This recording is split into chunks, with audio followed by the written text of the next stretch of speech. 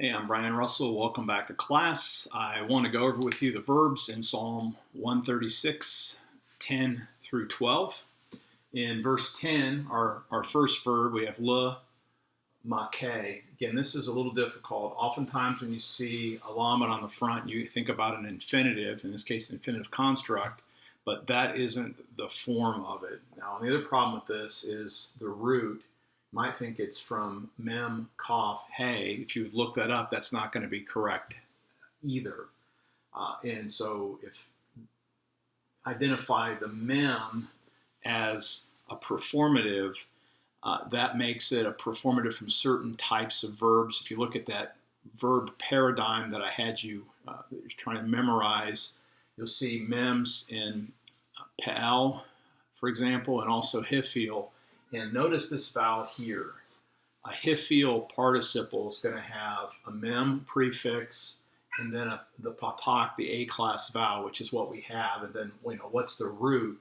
The root of this is, notice this doubling dagesh. So something is missing. This would be from a first noon from nakah. And so this is hifil participle,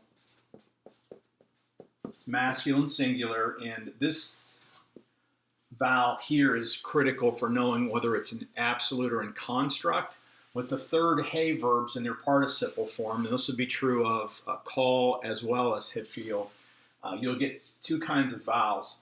If it's a sere, this is the sign that it's construct. This would have been a segol hey. That would have been the clue that it was absolute. So just notice that. In verse 11, our verb is vayotse, and hopefully you're picking up the vav consecutive really easily. That makes this yod the third masculine singular. So we know we have a imperfect plus vav consecutive on this particular form. So we have it's imperfect plus the vav consecutive. Now what's the root and what's the stem? Well, we have these consonants, and what you want to remember when you see this kind of vowel here, you want to remember that this is from an original first yod that once upon a time was a first vav, and we see the vav coming back here. Notice this vowel, and if this was going to be a call. And if you go back to the video, I go ahead and look at Brown Driver Briggs and show this, but the difference is it's yatsa if it's call, and it comes out with a vav consecutive, it's going to be yetse. When it's hifil, you would expect an A-class vowel right here. Again, look at your hifil paradigms. You get the A-class vowel, and in this case, a patak followed by what would have originally been a first vav. In Hebrew, that av sound became o, which is why we have the whole vav. So this is a pronunciation area where you'd have an A-class vowel in front of the original vav. It becomes a whole vav, a long o. You don't have to really understand why, but you just want to recognize that's a sign that we have the hifil here, whereas the call would have had a different pattern. Okay, verse 12, netuya. Again, here is a feminine singular ending. This is a participle, and the key to saying this is a participle is this vowel pattern. This is the call passive participle. It's feminine singular absolute, and what's the root? Well, this is an original third hey verb. So this is from na ta. And notice the original third, that third hey verbs originally would have been a third yod, and you see it in certain forms. But notice this pattern. Shiva and a sharuk, that's a call passive participle, and the ending tells us it's feminine singular absolute. Okay, let's look at verse 13. Verse 13, again, we have a lamed, which may have suggested a infinitive, but the vowel pattern doesn't tell us this. I hope you recognize this vowel pattern. It's from the paradigm. This is a call participle.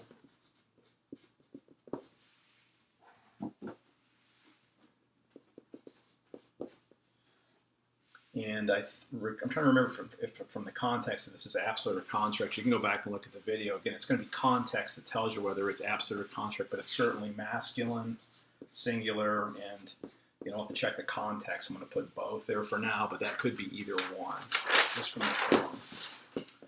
Okay, verse 14. Now, this one's a little bit easier. Again, it's got the vav on the front, so this is going to be a vav consecutive. But notice the hirik yod and the hey. This is your hifil perfect, third masculine singular, perfect plus vav consecutive. Now, the only thing that's off the paradigm is that because this is a first guttural, this vowel opens up, and that changes this particular vowel. But otherwise, this is close to being a very regular verb.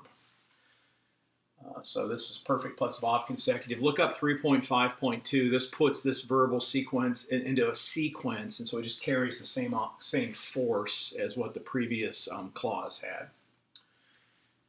Here is another perfect plus vav consecutive. In this case, this vowel pattern, it's not a call. This would be the PL vowel pattern, but notice the guttural doesn't take the doubling, so that this is PL, third masculine singular. I had a little problem with the video, so I had to reboot there. I'm going to pick it back up at verse 16. So yeah, I had to rewrite all the charts and stuff, so your eyes didn't fool you if you were wondering how everything just shifted and how we got a clean sheet. So let's look at our next verb.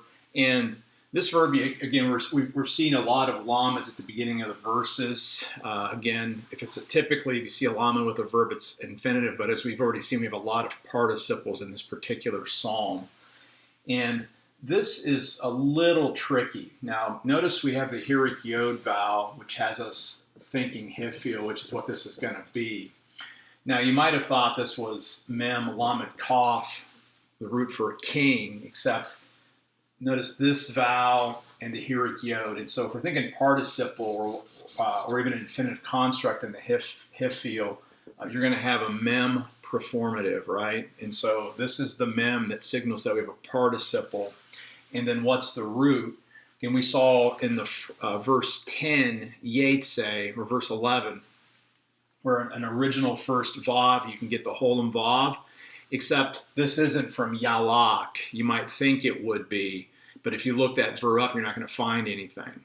This is actually a very common verb that's irregular. It's halak.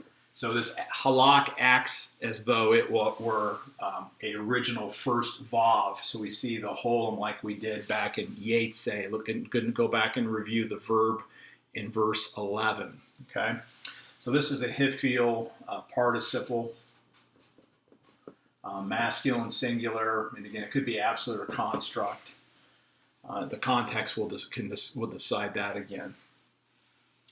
Verse 18, this is a fairly straightforward verb. You see the vav consecutive from the imperfect, third masculine, singular. So we know we have imperfect plus vav consecutive just from looking at the front, and now we need to look for the root and the stem. Well, the root itself is pretty easy to see. It's harag, okay? And then what is the stem? Again, you see an A-class vowel here, and you might think it's hifil, except you wouldn't have gotten this vowel. Like, what would you have gotten if it was a hifil? Think about it for a second.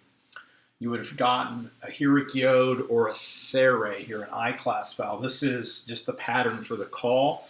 The reason you have this A vowel here has to do with the guttural. Right, so let's just review. If we have a strong we just have a strong verb in the imperfect, it would be like the paradigm, yik, tol. Okay, so we'd have the vav consecutive. Notice we'd have a hirik and a shavah, tol. Now, what's going on here? Because the hey is a guttural, it's not going to take the simple vocal schwa. And so this becomes a compound schwa, and in such cases, this is now an open syllable. It's ha. that opens up this syllable, and so this ends up in this pattern. You get a link, you get a vowel, a short vowel of the same class as the compound schwa. Again, that's one of those common pieces, but this is all about the first guttural here. Our last verb is verse 21. The rest of the verbs are either repeated or there aren't any verbs. Verse 21, maybe the easiest thing we've seen the whole semester. Again, we're going to get another perfect plus vav consecutive. And this is just straightforward. This is a weak root because it has two nouns, but they're here. So this is third masculine singular, perfect plus vav consecutive from Nathan. And he gave. Again, this is a sequential use of that imperfect plus vav consecutive.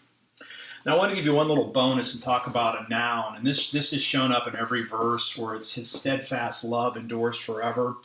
Again, notice the third masculine singular suffix. And it's from chesed. And what I wanted to give you a little bonus is segulate nouns, again, their vowel pattern breaks vowel rules. Like, you know what a typical noun would look like. If we just had a strong noun,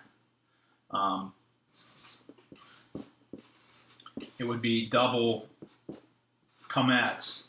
This has segol, so it's not really following the accent rules. And the reason for that is segulates, and what you see here when you add a vowel to the end is you see the original pattern. So chesed, I'm going to transliterate this now. It would have originally been something like has, do, or something. And because originally Hebrew had endings, or case endings, just like Greek does and Latin does and the modern Romance languages. But sometime in the past, it lost its case endings. And what, in the case of segulate nouns, that happened is you can't have this double, you can't have a noun that ends with two consonants. And so they added the segol vowel, and then essentially over time, it just became a double segol. Now, when you add the vowel, the original vowels come back. That A-class vowel comes back, and you get chas, do. Again, you don't necessarily need to be able to reconstruct that, but I did, again, want to say that that's why segulate nouns do what they do, because originally they would have had a different shape. So anyway, that's a little extra. Continue to work on Arnold Choi, looking up the verbs, in terms of the verb type, and also the binions and understanding how they do. Review that. Your vocabulary, keep working on vocabulary. The more vocabulary you know, the easier it is to read Hebrew. It's kind of magical in some ways. And then watch the videos and continue to compile and make the kind of observations that I'm making. If you have any questions, let me know. I'm Brian Russell. I'll see you next time.